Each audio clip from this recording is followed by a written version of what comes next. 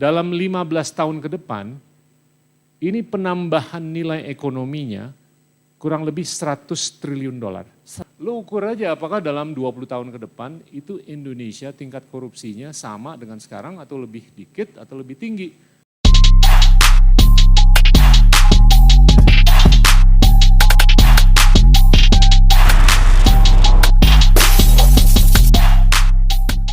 Nah jadi karena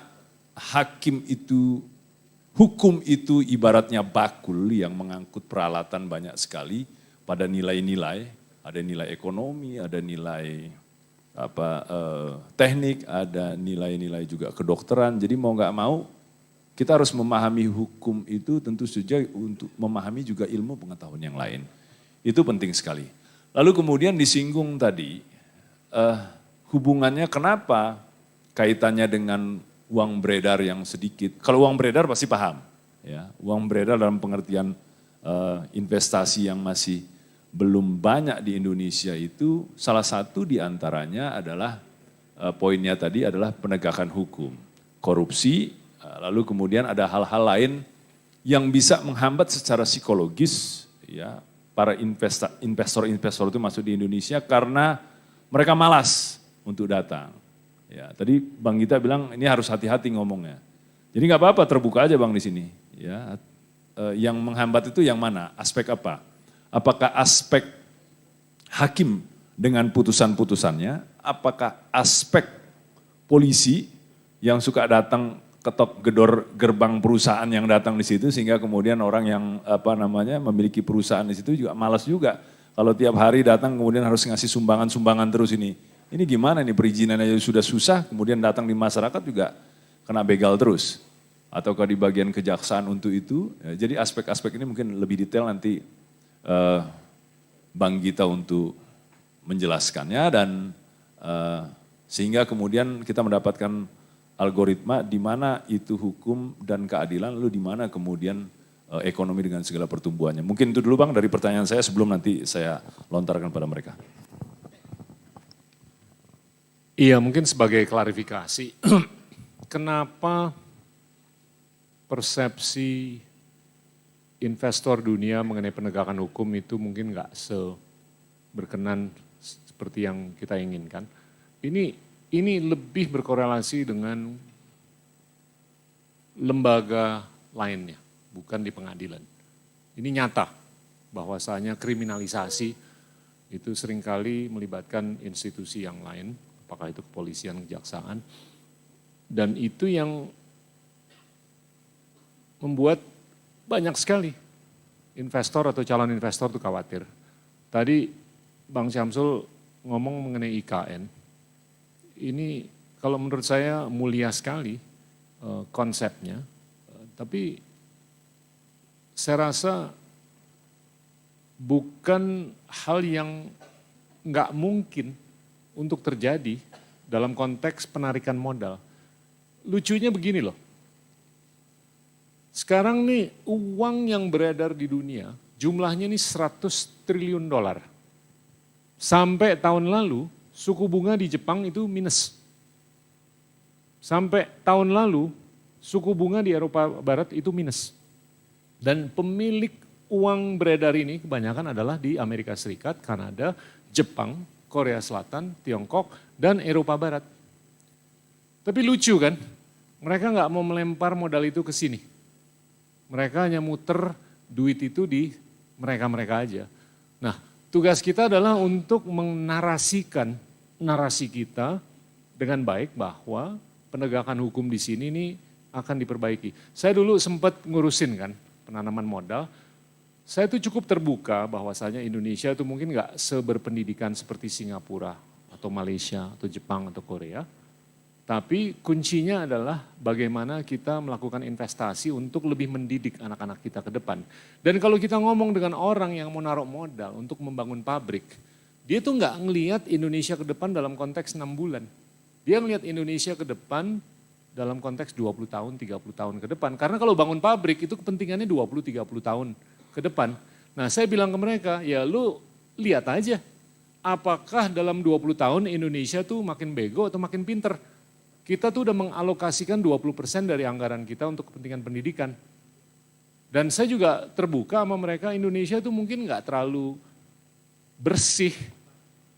Tapi kita juga punya komitmen untuk mendidik dan meredistribusikan kesejahteraan agar kedepannya itu kita lebih bersih ke depan. Dan lo ukur aja apakah dalam 20 tahun ke depan itu Indonesia tingkat korupsinya sama dengan sekarang atau lebih dikit atau lebih tinggi. Nah, nyetrum itu calon investor. Oleh karena itu kita berhasil meningkatkan penanaman modal asing dari 6 miliar dolar ke 26 miliar dolar.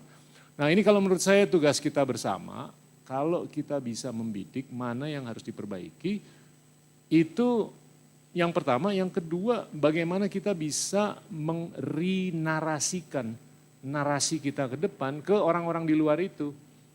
Dan semakin kita bisa melakukan hal seperti itu, semakin mereka tuh berkeyakinan untuk naruh modal di kita. Dan 100 triliun dolar itu jumlahnya gede banget dan kita hanya butuh 100 miliar dolar sampai 200 miliar dolar per tahun untuk bisa membuahkan pertumbuhan ekonomi 6 sampai 8%. Saya mau menggali sedikit konsep artificial intelligence atau kecerdasan artifisial.